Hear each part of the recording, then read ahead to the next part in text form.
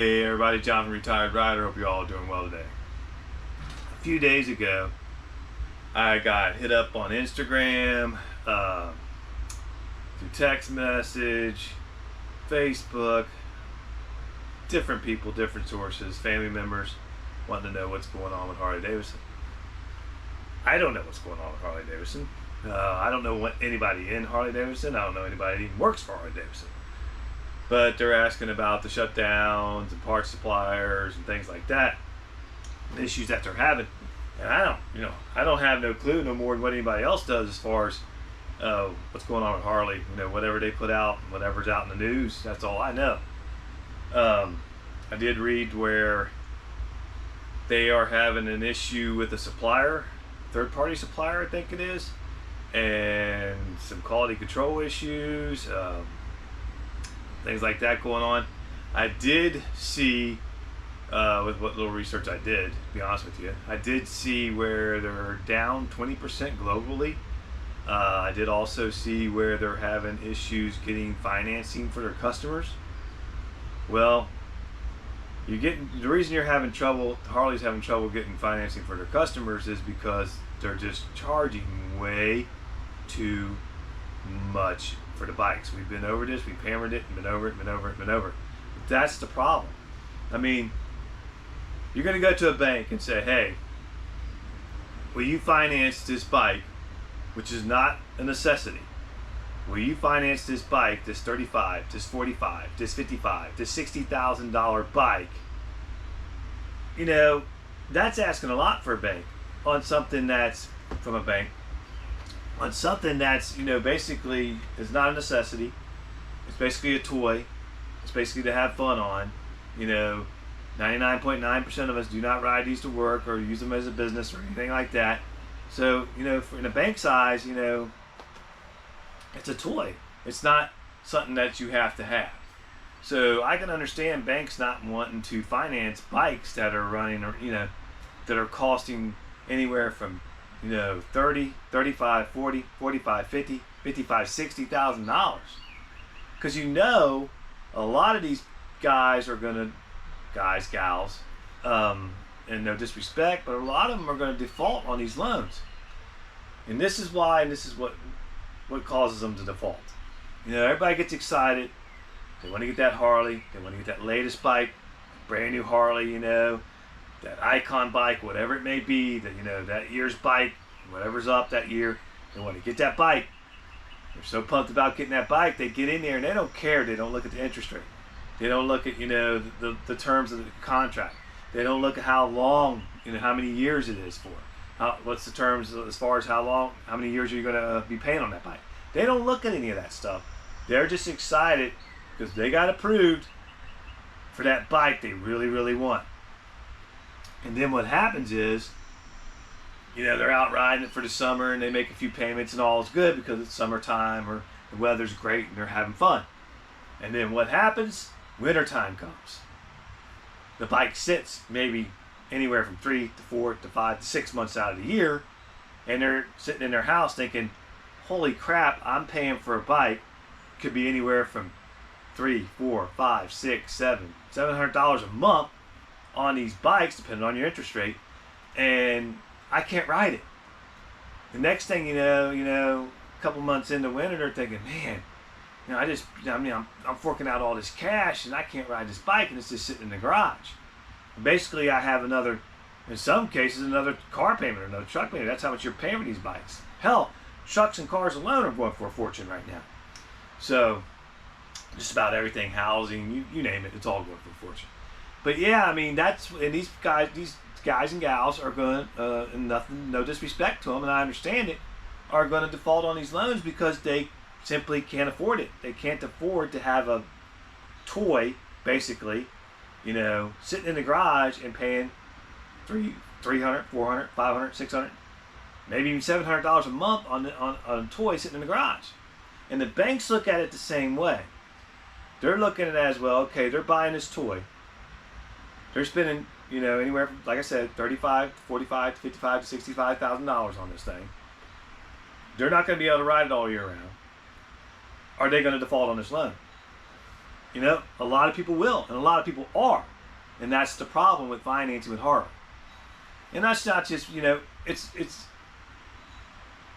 easier for somebody to pay for their truck or their car or their house, of course, than the toy in the garage.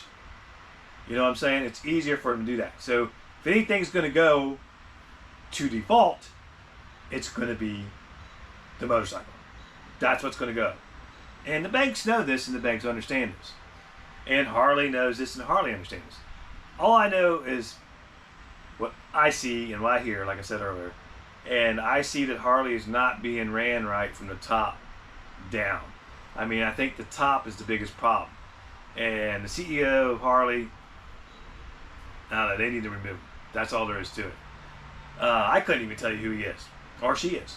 I'm not, you know, into all that stuff, so I don't know. I can just, like I said, I just go off of what I can only go off of what I read, what I hear, and what I see going on. But that's my take on it. That's my take. And you know what? If you have a issue with a supplier, a third-party supplier, get rid of that supplier, pick somebody else up. Or, how about this for an idea? Why don't you manufacture your own parts? Why don't you make your parts in-house?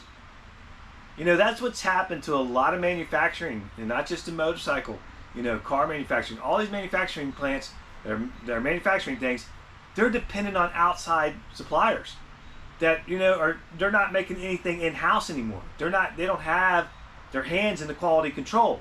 So they're dependent on this third party, second party, whatever supplier to make their part. And who knows what the hell you're going to get, especially when it's coming from overseas. You have no idea. You have no idea what you're going to get. So maybe these companies like Harley, you know, not just motorcycle manufacturers, you know, same thing with automotive. Maybe if you start making things in-house, your own parts, like you used to do in yesteryear, and have your hands in it, have your hands in the quality control, then maybe you won't have these issues. You don't have to shut down the lines. It doesn't just happen in motorcycle manufacturing. It happens in automotive manufacturing too. My wife worked for a short time at Honda. You know, shut down this line, shut down that line, because you got either no parts, or you got parts that are not going through quality control. They're not making it. They're not making it. The part's just not getting through because it's crap. Let's just say it. It's a crap part. So maybe in this country, we need to start, you know, manufacturing our stuff here, not dependent on China, not dependent on Japan, not dependent on Taiwan and all these other places. Manufacture your parts here, manufacture your parts in-house, don't outsource it, and you'll have more control of what's going on in your manufacturing process. But that's just my opinion. So as far as Harley goes, you know, maybe Harley does need to sell. Maybe Harley needs to sell to somebody that's willing to put everything they got back into Harley, American-made bike, and really truly make it an American-made bike again. Excuse me, make an American-made bike again. That means making all your parts in-house, everything you're doing, make it in-house. I mean, I know this might not be feasible. People are saying, well, that's just not feasible. It's just not going to happen. Bullshit. It can happen if we take things back control in this country, bring everything back from overseas, and start producing this stuff ourselves.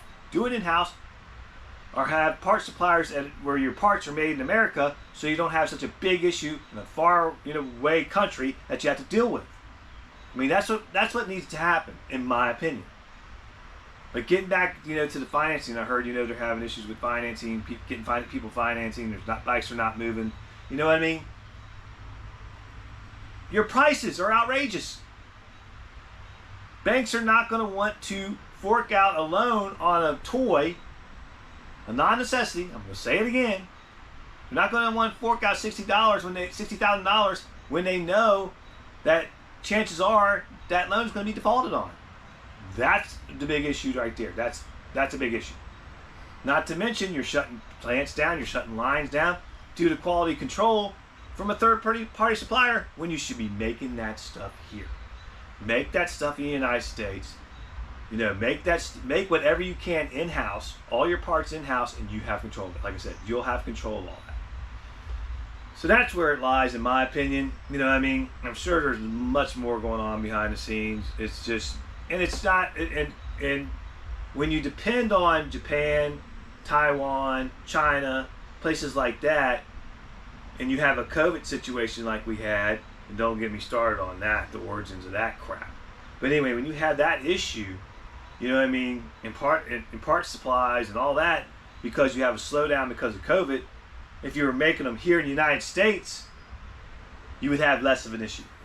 But we can get into that. We can go down the rabbit hole and go, you know, way down deep in there, and we're not going to do that. But for all you that asked, and all you that asked on Instagram, and all you that hit me, everybody that's hit me up, asking me about it, you know, yeah, I have my channel's about Harley Davidson. You know, our channel's about riding Harley Davidsons, about, you know, vlogging and things like that. But I'm not in tune to like some of these other YouTubers are, and doing all that research and dabbling real deep into what Harley's doing and what Harley's not doing. That's just not me. That's just not my channel. But I will give my opinion, and I will do a little research when people ask me, and see what I can see as far as, you know, what's put out there in the paper, what's put out there in the news, or what's put out there on the internet, and give you guys a little basically my opinion on it. But like I said, I have nobody in Harley. I know no, you know, I don't know nobody who works for Harley. I can't you know, really give a great view of it or a great opinion of it, because I just don't, you know, I'm going to read what you guys are going to read. So anyway, that's how I feel. That's the way I see it. That's the way I see what's going on with Harley. And until they change some things, I guess they're just going to be in trouble.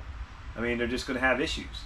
And it's not just Harley. Like I said, all companies have issues. All companies are having issues right now. It just basically comes down to the fact on how we are doing things in this country, how we're dependent on other countries to make parts for us, is a big problem. Just think of all of a sudden, now I know this is not chances of this happening are slim to none, but just think of all of a sudden, China, Taiwan,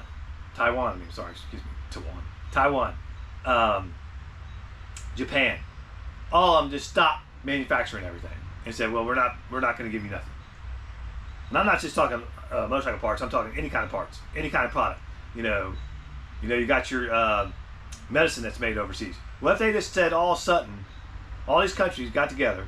Now I'm just putting this out there. I mean, I know it's going down the rabbit hole, and I know this is probably not going to happen. But just say they all decided, all right, we're done with America, and we're just going to stop giving them anything. We're going to stop sending them everything. Everything's just going to stop. Whew. You might as well just wipe us off the map, because we are not manufacturing anything here. We are not producing anything here. We're relying on other countries to stay afloat. And that's the big problem. That's where it all starts from. That's where it starts for Harley. That's where it starts for all these other companies, is because we're not manufacturing anything here. We're going overseas, we're outsourcing, and that's the problem. That's the problem. That's what's got to stop to make America great again. That's what's got to stop. So these companies, they need to understand that they need to start manufacturing stuff here and manufacturing stuff in-house, and they can alleviate all these problems in the future. Anyway, thanks for watching, you guys. Be safe out there, and we'll see you on the next one. Take care now.